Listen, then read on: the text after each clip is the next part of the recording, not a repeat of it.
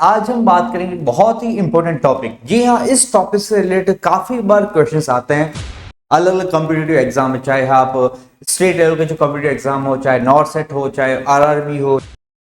Hello dear students, welcome to Kiroshan nursing classes. आप सबका स्वागत है किरोशन नर्सिंग क्लासेस। और आज हम बात करेंगे बहुत ही इंपॉर्टेंट टॉपिक। जी हाँ, इस टॉपिक से रिलेटेड काफी बार क्वेश्चंस आते हैं अलग अलग कॉम्पिटिटिव एग्जाम में, चाहे आप स्टेट लेवल के जो कॉम्पिटिटिव एग्जाम हो, चाहे नॉर्थ सेट हो, चाहे आरआरबी हो, चाहे अलग अलग DSSB, अलग अलग एग्जाम्स में इसके रिलेटेड क्वेश्चन आते रहते हैं। जी हाँ, आज का टॉपिक का नाम है MTP एक्ट, यानी कि medical termination of pregnancy act. अब ये एक्ट की अगर हम बात करें, MTP एक्ट, तो इसके बारे में आपने कहीं ना कहीं आपने पढ़ा होगा कम्युनिटी सब्जेक्ट के अंदर, MTP एक्ट। जी हाँ, ये एक्ट की अगर हम बात करें तो ये एक्ट बना था 1971 में।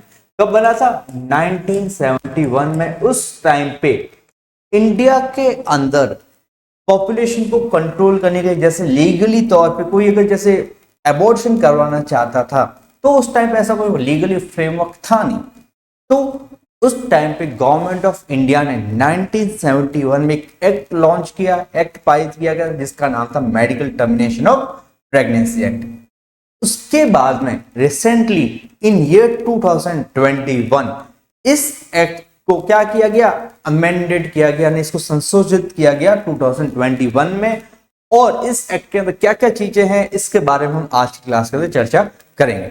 चलिए, और इसके साथ साथ हम इससे रिलेटेड कुछ MCQs है जो काफी अच्छे MCQs है, वो भी साथ साथ हम बात करेंगे। तो सबसे पहले हम शुरुआत करते हैं MTP एक्ट के बारे में। तो MTP एक्ट, सबसे पहले हम स्टार्टिंग करें तो जो MTP एक्ट आने से पहले कोई भी अगर महिला अगर अपने बच्चे को क्या करती थी? गिराती थी, अबॉर्शन करवाती थी, उसको IPC की धारा, इंडियन पेनल कोड के अंतर्गत क्या किया जाता था? एक क्रिमिनल, एक उसको अपराध माना जाता था। ठीक है, तो इसके बाद में जब धीरे धीरे क्या हुआ कि बहुत सारी पॉपुलेशन बढ़ रही थी, तो पॉपुलेशन बढ़ रही, इसको कंट्रोल करने के लिए साथ साथ में कोई भी महिला लीगली तौर पे अगर बच्चे को अबॉर्ट कराना चाहती है तो उसके लिए कोई ऐसा कानून था नहीं। तो उस टाइम पे शांतिलाल शाह कमेटी, कौन सी शांतिलाल शाह कमेटी बनी थी?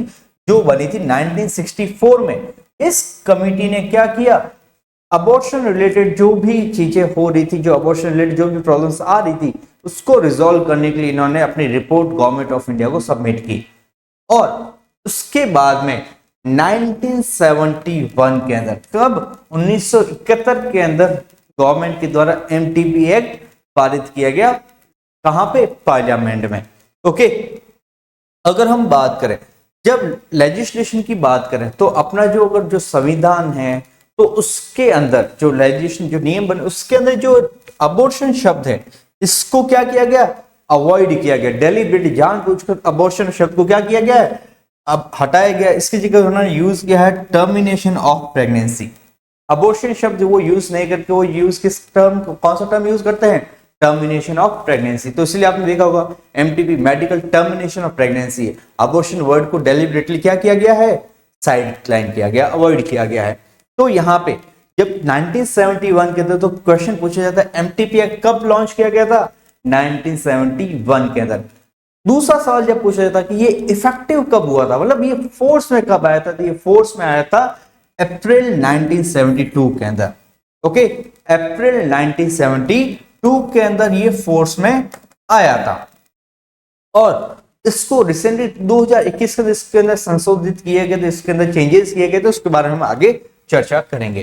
तो आगे हम कंटिन्यू करें तो MTP एक्ट क्या होता है? Medical termination of pregnancy. इसके अंदर इंटेंशनली, मतलब इंटेंशनली जानबूझकर किसी भी प्रेगनेंसी को मेडिकल या सर्जिकल मेथड से क्या किया जाता है? टर्मिनेट किया जाता है। और ये जो टर्मिनेशन है लीगली किया जाता है। किसके अंतर्गत? MTP एक्ट के अंतर्गत लीगली तौर पे जो प्रेगनेंसी इसको टर्मिनेट किया जाता है। ठीक है, अब यहाँ पे जो टर्म है वो लीगल टर्म यूज की जाती है। ठीक है, और बिफोर वायबिलिटी, बिफोर वायबिलिटी मतलब कि जब फीटस है वो वायबल है, इंडिपेंडेंट सर्वाइवल तक पहुंचने से पहले उसको क्या किया जाता है? टर्मिनेट किया जाता है। और ये जो किया किसके द्वारा जाता है? Only and only by registered medical practitioner, RMP के द्वारा ही किया जाता है। ओके, सो यहाँ पे अगर हम बात करें तो अबॉर्शन अलग अलग टाइप्स के होते हैं। अबॉर्शन की अगर हम बात करें, एक होता है स्पॉन्टेनियस, आपने देखा होगा काफी अपने आप बिना किसी दबाव से या बिना किसी मेडिकेशन से अपने आप ही अबॉर्शन हो जाता है। ठीक है, ये नेचुरली होता है, किसी मेडिकल सर्जिकल इंटरवेंशन की जरूरत नहीं होती है। ये 15 में से एक प्रेगनेंसी के अंदर यूजुअली होता है। दूसरा होता है इंड्यूस्ड। इंड्यूस मतलब जिसको हम जानबूझकर करवाते हैं। तो यहाँ पे डेलिबरेटली क्या किया जाता है, प्रेगनेंसी को टर्मिनेट किया जाता है। अब इसके अंदर दो होते हैं, एक होता है लीगल और एक होता है इलीगल। अब कोई भी काम होता है दो तरीके से, एक होता है लीगल तरीका होता है, एक होता है इलीगल।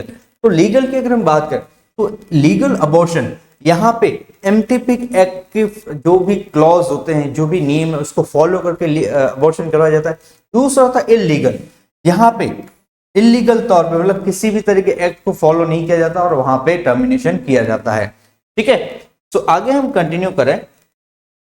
सो जो अबॉर्शन जब कराया जाता है या फिर अगर हम बात करें इलीगल या अनसेफ अबॉर्शन करवाया जाता है, तो इसके अंतर्गत देखो बहुत सारी महिलाएं, आपने देखा होगा मेडिसिन यूज की जाती है, मेडिसिन जो इलीगली यूज की जाती है, फिर इलीगल तौर पे अबॉर्शन होता है, तो इससे काफी बार महिलाओं की जान को खतरा होता है। क्यों होता है? क्योंकि सबसे पहला कारण होता है वो होता है सीवियर हेमरेज। बहुत ही ज्यादा हेमरेज होता है, ब्लड लॉस हो जाता है, जिस कारण से उनका क्या हो जाता है, ब्लड लॉस हो जाता है। ब्लड लॉस होने से उनकी डेथ हो सकती है। इसके साथ साथ सेप्सिस, सीवियर इन्फेक्शन हो जाता है, यूटेराइन परफोरेशन हो जाता है, ठीक है, या फिर थ्रोम्बो एम्बोलिज्म हो जाता है, ब्लड क्लॉट्स जमा, या फिर मैटरनल मॉर्टिलिटी, जिसके कारण से मैटरनल मॉर्टिलिटी और एक्टोपिक कॉम्प्लिकेशंस देखने को मिलते हैं। तो ये सारे कॉम्प्लिकेशंस है जो अनसेफ अबॉर्शन करवाने से होते हैं। ठीक है, आगे हम बात करें जो एमटीपी एक्ट है, जैसे पुराने जमाने में जब कोई महिला बच्चे नहीं चाहती थी तो उस टाइम पे ऐसा कोई लीगली प्रोविजन था नहीं, तो इलीगल कोई डिलीवरी अगर हम बात करें, इलीगल कोई अबॉर्शन करते तो उससे महिला की जान को क्या होता था, खतरा होता था। तो इस चीज को लीगलाइज करने के लिए, प्रॉपर फ्रेमवर्क में लाने के लिए एमटीपी एक्ट लॉन्च किया गया था। तो एमटीपी एक्ट के ऑब्जेक्टिव क्या क्या थे? सबसे पहला ऑब्जेक्टिव था कि जो अनसेफ अबॉर्शन है, ठीक है, जो अनसेफ अबॉर्शन उसको क्या करना, प्रिवेंट करना। ठीक है, जिससे जो मैटरनल मॉर्टिलिटी, महिला मृत्यु दर है, और मैटरनल मॉर्बिडिटी, ये दोनों ही क्या हो, कम हो सके। साथ साथ में जो लीगली अबॉर्शन, किसी भी महिला को लीगली तौर पे अबॉर्शन करवाना है तो उसको एक फ्रेमवर्क है, इसको सर्विसेज प्रोवाइड की जा सके। उसके बाद में डॉक्टर्स, जो भी डॉक्टर्स है, ठीक है, उनको प्रोटेक्ट करना। काफी बार आपने देखा होगा कि डॉक्टर के साथ मारपीट की जाती है, महिला की मृत्यु हो जाती है, ठीक है, डिलीवरी करवाते टाइम या फिर अबॉर्शन के टाइम पे। तो उस टाइम पे डॉक्टर को प्रोटेक्ट करना, उनकी गलती नहीं होते हुए उनके ऊपर उनके साथ मारपीट की, तो उस चीज को क्या करना, प्रोटेक्ट करना। साथ साथ जो मैटरनल हेल्थ है उसको बढ़ाना, जिससे क्या हो, डेथ रेट, जो अबॉर्शन का डेथ रेट हो रहा है उसको क्या करना, कम करना। तो ये अलग अलग ऑब्जेक्टिव्स थे एमटीपी एक्ट के, जिसके थ्रू ओवरऑल इसका बेनिफिट क्या होता था, फैमिली प्लानिंग। मतलब फैमिली की अगर बात करें तो कोई बच्चा, दो बच्चे ऑलरेडी है, तीसरा बच्चा नहीं चाहता, तो उसको लीगली तौर पे उसको हटाने के लिए उसका क्या ऑप्शन है, ये सारी चीजें वो यहाँ पे उसको देख सकता है। ठीक है, तो इससे क्या बेनिफिट होता है, फैमिली प्लानिंग को हम क्या कर सकते हैं, प्रमोट करते हैं। आगे हम कंटिन्यू करें। सो इंडिकेशंस ऑफ एमटीपी, तो यहाँ पे अब ये एमटीपी एक्ट है कहां पे यूज किया जाता है, जब एक थेरेप्यूटिक या मेडिकल कंडीशन होती है कि जब उस प्रेगनेंसी के बाद में मदर की जान को खतरा होता है, उसको फिजिकल या फिर अगर हम बात करें कोई सीरियस मेंटल इंजरी हो सकती है, तो उस से केस में हम एमटीपी का यूज कर सकते हैं। दूसरा, यूजेनिक इंडिकेशन। यूजेनिक इंडिकेशन का मतलब ये होता है जो फीटस जो होता है, जो फीटस है कहीं ना कहीं उसके अंदर कोई ना कोई बीमारी ऐसी है कि वो बच नहीं सकता। अगर जन्म अगर पैदा हो भी जाएगा तो ज्यादा टाइम सर्वाइव नहीं कर पाएगा, या फिर बहुत ही ज्यादा फिजिकल उसके अंदर क्या है, एबनॉर्मलिटीज है, या फिर मेंटल एबनॉर्मलिटीज है। तो इस सिचुएशन में क्या होगा, अगर वो मदर की जान के लिए खतरा हो, या उसकी खुद की कंडीशन ऐसी हो कि बहुत ज्यादा क्या हो, कमजोर हो, या फिर एबनॉर्मलिटीज इतनी ज्यादा हो कि वो खुद सर्वाइव नहीं कर पाएगा। ठीक है, तो इस केस में हम क्या कर सकते हैं, एमटीपी का यूज कर सकते हैं। आगे हम और बात करें humanitarian indication.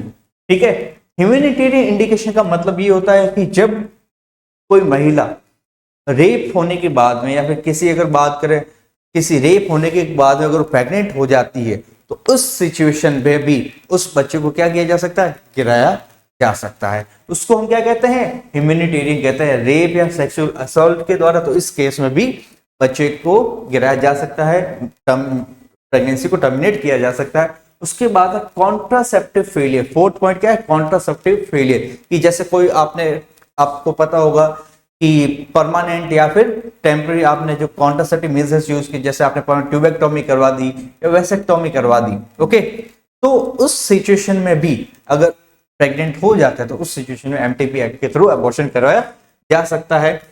Okay, pregnancy due to failure of contraceptive method.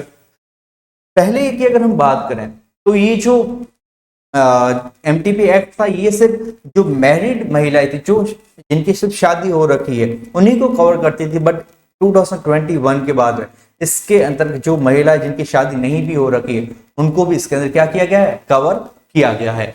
और पांचवा है सोशल या सोशियो इकोनॉमिक कंडीशन, की ऐसी कंडीशन जिसके अंदर जो परिवार है वो अपने बच्चे का लालन करने में या उसका पोषण करने में या उसको सारी फैसिलिटीज देने में सक्षम नहीं हो, मतलब उनके पास कुछ फैसिलिटीज नहीं हो, उनका वो केयर कर पाए।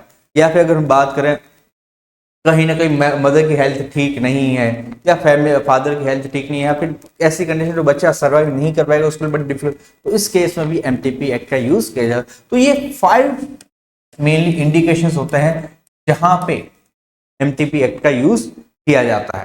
क्लियर है? सो यहाँ पे हम एमटीपी एक्ट के थ्रू लीगली अबॉर्शन करवा सकते हैं। तो अब हम बात करें इसकी एज की। ओके, अब एज की हम बात करें तो गेस्टेशनल एज लिमिट में जब फर्स्ट टाइम ये एक्ट बना था 1971, उस टाइम पे इसकी लिमिट कितनी थी, 12 वीक अप टू 12 वीक्स, 12 सप्ताह तक, जब सिर्फ एक रजिस्टर्ड मेडिकल प्रैक्टिशनर रिक्वायर्ड था। और अगर टाइम पीरियड थोड़ा बढ़ जाता है तो मैक्स टू मैक्स 12 से लेके 20 सप्ताह, उस टाइम पे 2 रजिस्टर्ड मेडिकल प्रैक्टिशनर की रिक्वायरमेंट होती थी। ओके, अब 2021 के अंदर रिसेंटली क्या कर दिया गवर्नमेंट ने कि अब 2 की जगह 1, अगर जैसे 20 सप्ताह तक की गेस्टेशनल एज तक सिर्फ एक रजिस्टर्ड मेडिकल प्रैक्टिशनर, उसके सजेशन के ऊपर भी एमटीपी एक्ट के थ्रू अबॉर्शन करवाया जा सकता है। अगर 20 से लेकर 24 सप्ताह तक हो तो 2 रजिस्टर्ड मेडिकल प्रैक्टिशनर की रिक्वायरमेंट होगी, अगर स्पेशल अपने को नीड होगी तो, for the special categories of women. और अगर 24 वीक से ज्यादा भी हो जाता है, कभी कभी कुछ केसेस में जब 24 वीक से ज्यादा भी हो जाता है, इस केस के अंदर स्टेट मेडिकल बोर्ड बनता है। क्या बनता है? स्टेट मेडिकल बोर्ड बनता है, जिसके अंदर एक टीम गठित होती है और वो टीम क्या करती है, असेसमेंट करती है और उस बेसिस के ऊपर अपने सजेशन देती है कि क्या उस प्रेगनेंसी को कंटिन्यू करना है या नहीं करना। ओके, तो ये करंट लॉ जो अभी 2021 में ये बनाया गया था, लॉ इंप्लीमेंट किया गया था। आगे हम बात करें तो यहाँ पे कंसेंट किन किन से लेना होता है। तो कंसेंट हमें, जो महिला जिनकी उम्र 18 वर्ष से अधिक है, तो यहाँ पे महिला का खुद का कंसेंट होना चाहिए। अगर महिला की उम्र 18 वर्ष से कम है तो यहाँ पे उसके जो गार्जियन होते हैं उनके द्वारा आपको कंसेंट लेना होता है। और वहीं अगर जो महिला है मेंटली इल है, ठीक है, तो मेंटल मानसिक तौर पे अगर सक्षम नहीं है तो उसके साथ में जो भी गार्जियन है उनसे हमेशा आपको कंसेंट लेना ही लेना है। ओके, तो ये कंसेंट आपको जरूरी है। जैसे महिला की उम्र अगर 18 वर्ष से अधिक है तो उसके हस्बैंड से या फादर से किसी से कंसेंट लेने की जरूरत नहीं है। अगर 18 वर्ष से कम है या फिर अगर महिला मेंटली अनस्टेबल है, मेंटली इल है, तो आपको उनके गार्जियन के द्वारा आपको कंसेंट लेना होगा। आगे हम बात करें तो ये कहाँ पे होता है, तो ये एमटीपी परफॉर्म कहाँ कहाँ पे, सबसे पहला ये होता है गवर्नमेंट हॉस्पिटल। जो गवर्नमेंट हॉस्पिटल्स होते हैं वहां पे होता है। इसके साथ साथ जो कुछ हॉस्पिटल जो अप्रूव्ड होते हैं गवर्नमेंट के द्वारा, वहां पे भी लीगल तौर पे अबॉर्शन कराया जा सकता है। ओके, अब यहाँ पे इसको अप्रूवल कौन देता है, तो डिस्ट्रिक्ट का जो सीएमएचओ होता है वो अप्रूवल देता है। अब यहाँ पे क्या क्या फैसिलिटी होनी चाहिए, तो प्रॉपर मेडिकल सर्जिकल इक्विपमेंट्स होने चाहिए, इमरजेंसी कैपेबिलिटी होनी चाहिए और सर्जिकल बैकअप फैसिलिटीज वहां पे होनी चाहिए। ये बहुत ही इंपॉर्टेंट क्वेश्चन पूछा जाता है, हु कैन परफॉर्म एमटीपी, कि ये एमटीपी कौन परफॉर्म कर सकता है। तो कौन परफॉर्म, ओनली एक आरएमपी, एक रजिस्टर्ड मेडिकल प्रैक्टिशनर, जो क्या है, रजिस्टर्ड है, सिर्फ वही मेडिकल टर्मिनेशन प्रेगनेंसी कर सकता है, वही ऑथोराइज पर्सन है। ठीक है, अब यहाँ पे उसके पास क्या क्या क्वालिफिकेशन होनी चाहिए, सबसे पहले उसके पास क्या होनी चाहिए, एमबीबीएस डिग्री होनी चाहिए, साथ साथ में उसकी ऑब्स्टेट्रिक एंड गायनेकोलॉजी की ट्रेनिंग या एक्सपीरियंस होना चाहिए। अपार्ट फ्रॉम इट उसके पास अगर डिप्लोमा हो तो भी ठीक है, और साथ साथ में उसके पास में हाउसमैनशिप का या एमटीपी का एक्सपीरियंस होना भी जरूरी। तो ये सब चीजें उसके लिए, सबसे पहले तो एमबीबीएस डिग्री होनी चाहिए, साथ साथ में उसके किसी भी ऑब्स्टेट्रिक गायनेकोलॉजी हॉस्पिटल के अंदर वर्क उसके पास एक्सपीरियंस होना चाहिए, तभी वो लीगली तौर पे एमटीपी कर सकता है।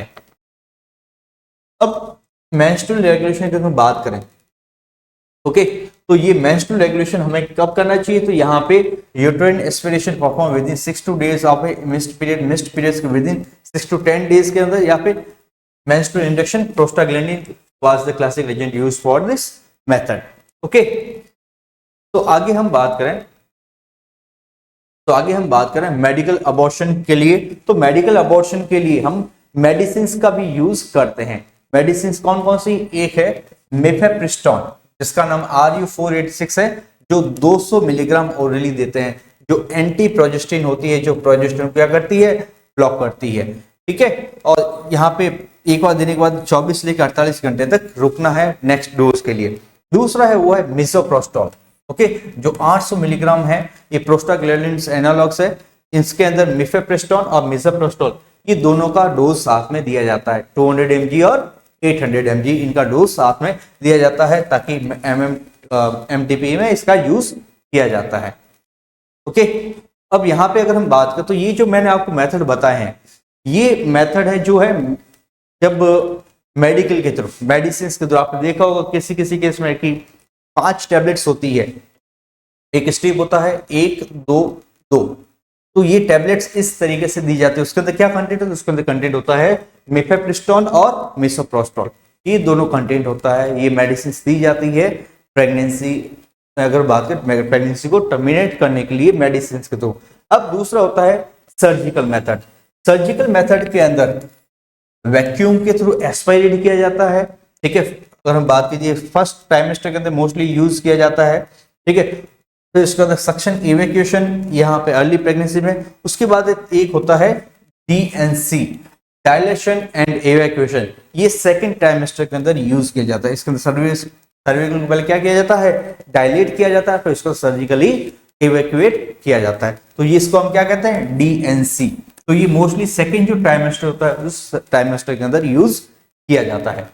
ओके, तो यहाँ पे नर्सिंग रेस्पॉन्सिबिलिटी की बात करें तो उसको कंसेंट के बारे में पता होना चाहिए, गेस्टेशन एज कितनी है, वाइटल्स कलेक्ट करने हैं। ठीक है, एक्टोपिक प्रेगनेंसी के बारे में उसको पहले से चेक करना है, और प्रोसीजर को एक्सप्लेन करना, और साइकोलॉजिकल सपोर्ट प्रोवाइड करना, ये नर्सेज की रेस्पॉन्सिबिलिटी होती है एमटीपी देने से पहले।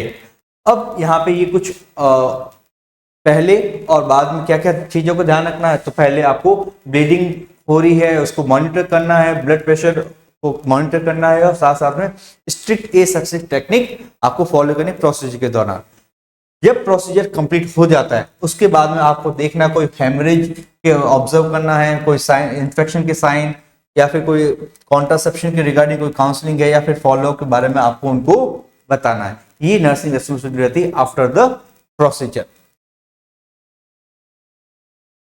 ओके, सो यहाँ पे काफी बार जो एमटीपी करवाते हैं तो उन महिलाओं को कॉम्प्लिकेशंस देखने को मिलते हैं। अब ये क्या क्या कॉम्प्लिकेशन, एक होता है इमीडिएट और एक होता है डिलेड। इमीडिएट मतलब उसी दौरान, जिसके अंदर बहुत कॉमन हेमरेज है, cervical injury, uterine perforation, shock और इन्फेक्शन, ये इमीडिएटली कॉम्प्लिकेशन देखने को मिलते हैं एमटीपी के अंदर। अब डिलेड कॉम्प्लिकेशन के अंदर क्या होगा, डिलेड पैल्विक इन्फेक्शन हो सकता है, इनफर्टिलिटी हो सकती है, क्रॉनिक फेलियर पेन हो सकता है, पैल्विक पेन हो सकता है, या मेंस्ट्रुअल डिस्टर्बेंस हमें देखने को मिलते हैं। ये कुछ प्रॉब्लम्स होते हैं, कॉम्प्लिकेशन जो एमटीपी के हम देखने को मिलते हैं। अब हम बात करें तो बहुत ही इंपॉर्टेंट क्वेश्चन आता है एमटीपी एक्ट 1971 और 2021 में, ये दोनों में क्या क्या डिफरेंसेस या क्या क्या चेंजेस आए थे। तो सबसे पहला जो कॉन्ट्रासेप्टिव फेलियर है, पहले के टाइम पे ये सिर्फ जो महिलाएं जिनकी शादी हो रखी है उन्हीं के लिए यूज किया जाता था, बट अब जो मैरिड है या अनमैरिड वुमेन उनके लिए भी एप्लीकेबल है। पहले अपर गेस्टेशन लिमिट थी वो कितनी थी 20 वीक्स थी, अब कितनी है 24 स्पेशल कैटेगरीज में। पहले अगर कोई 12 या फिर 20 सप्ताह तक है तो एक रजिस्टर्ड मेडिकल प्रैक्टिशनर की जरूरत होती थी, 12 सप्ताह से कम में अब 20 सप्ताह से कम में एक आरएमपी सफिशिएंट है। अगर वहीं 20 के आसपास है या 20 से लेकर 24 है तो पहले 2 आरएमपी चाहिए, तो आज भी 2 आरएमपी चाहिए। ओके, अगर हम अपर लिमिट बढ़ गई है तो पहले परमिट नहीं था, अगर जैसे 20 से ज्यादा हो गई तो पहले कोई परमिशन नहीं था, बट अब आज के टाइम पर 20 से भी ज्यादा 20 वीक से ज्यादा भी बढ़ गई है तो वहां पे स्टेट मेडिकल बोर्ड बनती है जो यहाँ पे फीटल एनोमली को ऑब्जर्व करती है। और कॉन्फिडेंशियलिटी की बात करें, पहले उसकी महिला की प्राइवेसी को मेंटेन करना कोई फिक्स मतलब ऐसा कोई जरूरी नहीं था, लिमिटेड प्रोविजंस थे, बट आज के टाइम पे उसको स्ट्रांगली प्रोटेक्ट करना जरूरी है किस सेक्शन 5A के अंतर्गत। तो ये नए बदलाव आए हैं जो रिसेंटली हमें देखने को मिलते हैं। ओके, तो आगे हम बात करें तो कुछ क्वेश्चंस है इस टॉपिक से रिलेटेड, एमटीपी से रिलेटेड जो अक्सर क्वेश्चंस एग्जाम में पूछे जाते हैं, तो उसको हम एक और फिर से रिवाइज करें।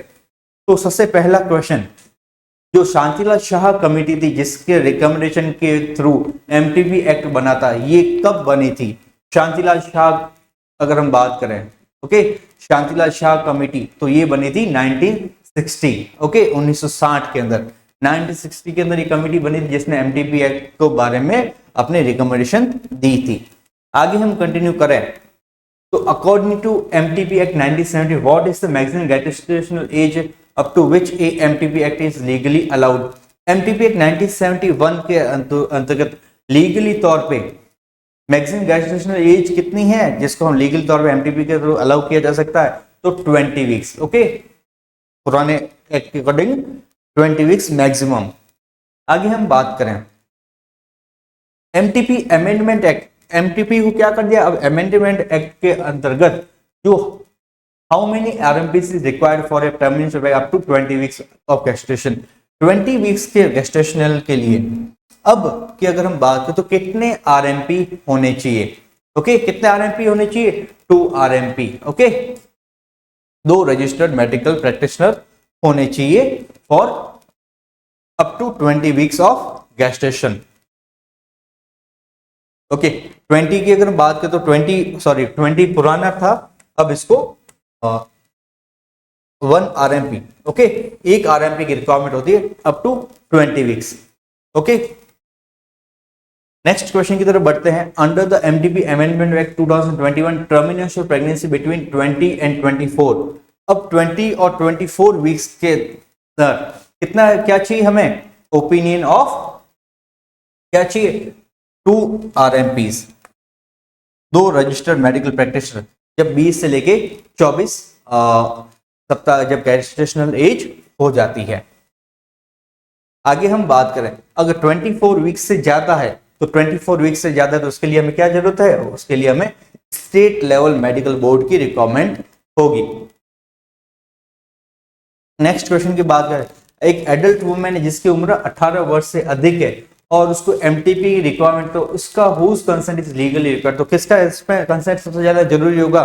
कंसेंट उसका खुद का। Okay, only the women's own written consent will be required. Next question की अगर हम बात करें, which indication under the MTP act applies to the pregnancy resulting from rape और सेक्सुअल असॉल्ट? रेप और सेक्सुअल असॉल्ट के लिए कौन सा आएगा? Humanitarian. Okay, humanitarian indication, humanitarian indication इसके अंतर्गत क्या किया जाता है? लीगली तौर पे कोई भी महिला एमटीपी के थ्रू एबॉर्शन कर सकती है। ओके, एबॉर्शन करवा सकती है। Next question, which combination of drug is most commonly, okay, कौन से टाइप का जो मेडिकेशन या ड्रग है वो यूज किया जाता है एमटीपी के लिए मेडिकल मेथड के थ्रू? ऑक्सीटोसिन और ergometrine, mifeprin, misoprostol, magnesium sulphate and nifedipine, methotrexate and folic acid. तो क्या राइट आंसर? और राइट आंसर रहेगा mifepristone and misoprostol. Okay, mifepristone and misoprostol will be the correct answer. Next question की तरफ बढ़ते हैं। Next question, which is the most common surgical method use for the first trimester termination of pregnancy. जब first trimester के अंदर है तो सबसे बेस्ट मेथड कौन सा रहता है? अगर हम बात करें कॉमन सर्जिकल मेथड है फॉर द फर्स्ट ट्राइमेस्टर में DNC, hysterectomy, vacuum aspiration and laparotomy. तो मोस्ट इजी क्या हो सकता है? मोस्ट कॉमन रहता है वैक्यूम एस्पिरेशन जब फर्स्ट ट्राइमेस्टर के अंदर होता है तो। ओके, वहीं अगर वो सेकंड ट्राइमेस्टर के अंदर होता है, सेकंड ट्राइमेस्टर के अंदर क्या रहेगा? DNC will be the best answer. Before performing menstrual regulation which condition must nurse always rule out first. तो जब भी मेंस्ट्रुअल रेगुलेशन के बारे में नर्स जांच करती है तो किस चीज के बारे में पहले रूल आउट करना चाहिए? Anaemia, ectopic pregnancy, urinary tract infection या गैस्ट्रेशनल डायग्नोसिस। तो यहाँ पे जब मेंस्ट्रुएशन रेगुलर तो सबसे पहले उसको एक्टोपिक प्रेगनेंसी के बारे में उसको देखना चाहिए। ठीक है, चलिए, तो ये कुछ अलग अलग क्वेश्चंस थे जिसके बारे में आज हमने बात की है। तो ये था अपना एक्ट, एमटीपी एक्ट, जिसके अंदर हमने अलग अलग क्वेश्चंस के बारे में डिस्कशन किया है। ओके, तो मैं एक बार फिर से अगर आपको वन लाइन आपको चीजें बताऊं तो एमटीपी एक्ट कब पास हुआ था? 1971 में। ओके, इम्प्लीमेंट कब हुआ था? 1972, अप्रैल 1972 के अंदर इम्प्लीमेंट हुआ था। अब इसको लिए कमिटी कौन सी थी? Shantilal Shah committee. Okay, Shantilal Shah committee. और जब अप टू 20 वीक्स के अंदर एक रजिस्टर्ड मेडिकल प्रैक्टिशनर की ओपिनियन की रिक्वायरमेंट होती है, और वहीं पे अगर 20 से लेकर 24 से तो 2 मेडिकल प्रैक्टिशनर चाहिए, और 24 से ज्यादा हो तो स्टेट मेडिकल बोर्ड बनता है। अब जब महिला की उम्र 18 वर्ष से अधिक होती है तो उसका खुद का कंसेंट जरूरी होता है। अगर 18 वर्ष से कम हो तो गार्जियन की कंसेंट की जरूरत होती है। ठीक है, इसके लिए जो मोस्ट कॉमनली जो ड्रग्स होती है, मेडिसिन, वो यूज की जाती है मिफेप्रिस्टोल और मिजोप्रोस्टोल। और सबसे कॉमनली जो मोस्ट कॉमन फर्स्ट ट्राइमेस्टर जो सर्जरी होती है वो होती है vacuum aspiration. Okay, vacuum aspiration को के थ्रू फर्स्ट ट्राइमेस्टर के अंदर अगर हम मेडिकल टर्मिनेशन प्रेगनेंसी करनी है तो वैक्यूम सर्जिकल प्रोसीजर या वैक्यूम एस्पिरेशन सबसे कॉमन रहता है। तो ये था अपना टॉपिक, बहुत ही छोटा था बट बहुत ही इंपॉर्टेंट है, एमटीपी एक्ट, जिसके रिलेटेड मैंने अभी आपको बताया है। ठीक है, तो ये टॉपिक आई होप आपको समझ में आ गया होगा, medical termination of pregnancy. Okay, तो अच्छे से आप इसको पढ़ना और जो भी क्वेश्चन आता है आप उसको अच्छे से आंसर करना। So thank you.